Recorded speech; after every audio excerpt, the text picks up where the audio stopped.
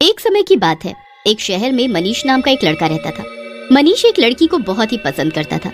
वो लड़की उसी के ऑफिस में काम करती थी। मनीष उससे शादी करना चाहता था।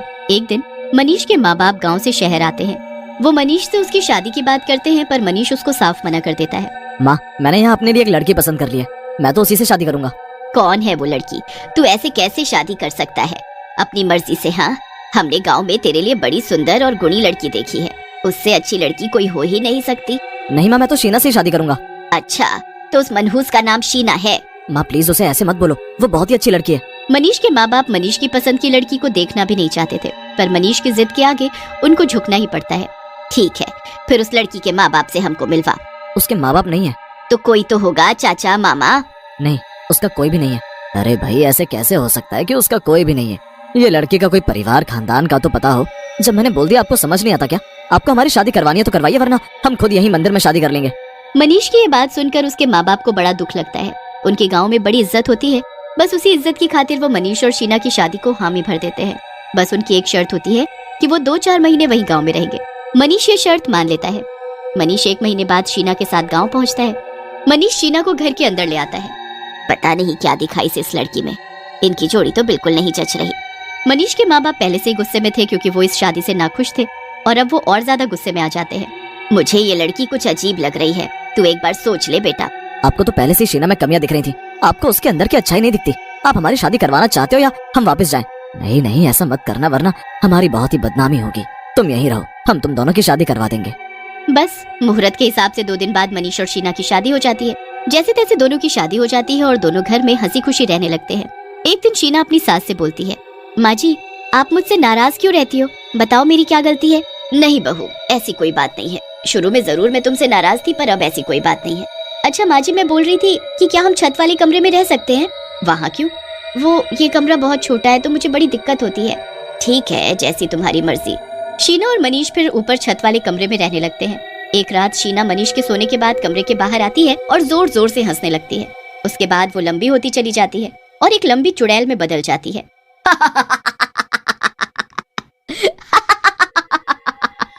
हंसते हंसते शीना एक लंबी चुड़ैल में बदल जाती है। उसके बाद वो छत पर खड़ी होकर पूरे गांव को देखती है। गर्मियां होती हैं, इसलिए ज्यादातर लोग अपनी अपनी छत पर सो रहे होते हैं। शीना बड़े ध्यान से सभी छतों पर देखती है। उसके बाद वो एक हाथ से एक आदमी की चारपाई उठाती है और उसे दूसरे की छत पर रख देती है। उसके बाद वो एक बच्चे को उसकी माँ के पास से उठाकर दूसरी छत पर सो रही एक औरत के पास लेटा देती है। कितना मजा आ रहा है। अब आएगा मजा जब ये लोग सुबह उठेंगे। चुड़ैल पूरी रात सब लोगों को इधर का उधर कर देती है। उसके बाद वो वापस पहले जैसी हो जाती है और अपने कमरे में जाकर सो जाती है। सुबह फिर उसकी आंख कुछ शोर सुनकर खुलती है। शीना और मनीष दोनों उठकर बाहर जाते हैं तो देखते हैं कि गांव में भीड़ हो रखी है। एक औरत दूसरी औरत से लड़ रही है कि उसने उसका बच्चा चुरा लिया। कुछ लोग इस बात को बोल रहे हैं कि रात को वो अपने घर में सोए थे और सुबह वो कहीं और सोते मिले। किसी को कुछ समझ नहीं आ रहा था कि क्या हो रहा है। शीना सब देख रही होती है और धीरे धीरे मुस्कुरा रही होती है। मनीष की माँ जब शीना को ऐसे देखती है तो उसे बड़ा ही अजीब लगता है। ये इतना क्यों खुश हो रही है? आखिर इन सब से इसे क्या खुशी मिल रही है? सब लड़ झगड़ कर अपने अपने घर में चले जाते हैं और मनीष का परिवार भी अंदर आ जाता है। मनीष की माँ पूरी रात लेटी हुई उसी हाथ के बारे में सोचती रहती है। फिर सुबह हो जाती है, सब ठीक हो चुका होता है और सब पहले जैसे घर के कामों में लगे रहते हैं। मनीष की माँ आंगन में बैठी ही होती है कि तभी वहाँ एक चूड़ी वाला चूड़ियाँ बेचने आ जाता है। अरे भैया, रुकना तो जरा। मनीष की माँ शीना को आवाज देकर बुलाती है। इतने दिन हो गए तूने चूड़ियाँ ही नहीं पहनी, चल इसमें से कोई पसंद कर ले और भर भर कर पहन ले। नई नवेली दुल्हन चूड़ियों में ही जचती है। अब रात होती है और दोबारा शीना ऐसा ही करती है। वो अपनी चुड़ैल के रूप में आ जाती है और उसकी लंबाई बढ़ती चली जाती है।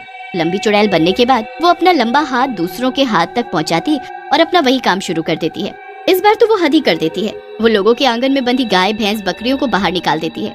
सब जानवर यहाँ से वहाँ भागने लगते हैं। वो तो एक आदमी की सारी मुर्गियों को भी बाहर गाँव में निकाल देती है। सारी मुर्गियाँ यहाँ वहाँ पूरे गाँव में फैल जाती है। अरे वाह, मजा ही आ गया। ये मुर्गियाँ यहाँ वहाँ उछलती कितनी मजेदार लग रही हैं। चुड़ैल सारे जानवरों को ऐसे बाहर छोड़कर बड़ी खुश होती है, पर कुछ ही देर में वहाँ हड़कंप मच जाता है। गायों का शोर सुनकर सब लोग उठ जाते हैं। जब बाहर आते हैं तो देखते हैं कि सारे जानवर यहाँ वहाँ भाग रहे हैं। हे भगवान, ये क्या हो रहा है? ये सब जानवर बाहर कैसे आए? अरे भैया, मैंने तो अपनी सारी मुर्गियाँ अंदर बंद कर रखी थी, ये ऐसे कैसे बाहर आ सकती हैं? सब लोग बड़े ही परेशान हो जाते हैं और पूरी रात सो नहीं पाते। मनीष की माँ भी बाहर ही होती है। वो अपनी छत की तरफ देखती है तो उसे एक लंबा सा हाथ दिखता है। वो घबरा कर ऊपर जाती है तो वहाँ जब तक चुड़ैल वापस शीना बनकर अपने कमरे में सो चुकी होती है। अभी मैंने किसी का लंबा सा हाथ देखा था।